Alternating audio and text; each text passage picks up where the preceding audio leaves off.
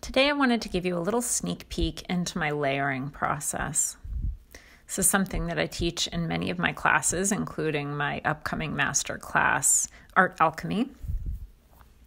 As you can see, I've started with a background that I already had made, and in fact, you can also probably see that not only do I have a layer of paint on there, but there's also some writing and journaling underneath. That's something that I do a lot. I give myself permission to just write on my journal pages, and because I use good quality watercolor journals, they can take lots and lots of layers, which really frees me up to work kind of openly. Now I've slowed it down here because I really want you to notice and tune into just how slowly I am drawing. I think a lot of times people get frustrated with their drawings and patterns in writing, text work when they work in journals, and I think a lot of what happens is people go way too fast. And the plus of working this way for me is that it just feels very relaxing.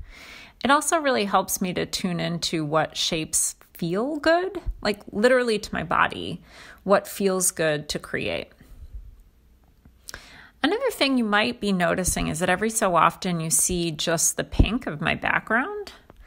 And the reason that happens is that every so often I'm picking up my book and I'm standing it up, and then I'm stepping back several feet to see what my piece looks like from a distance. Now you can see I'm doing this more and more and more, especially as the piece evolves.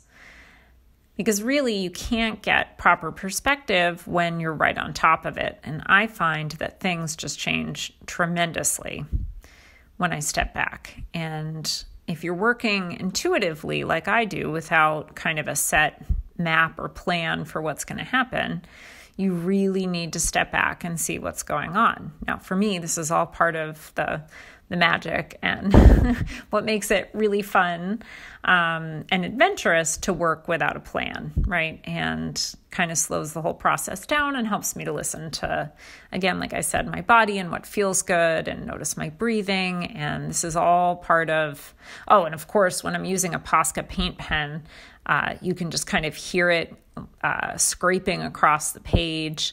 It does flow, but you can really hear it on the watercolor pages, which I really enjoy.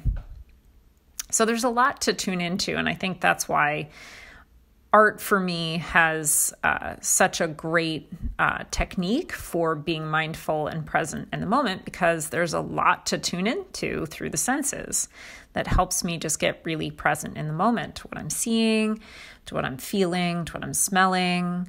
Hopefully I'm not tasting my paint water or anything like that. That's kind of what I always think about.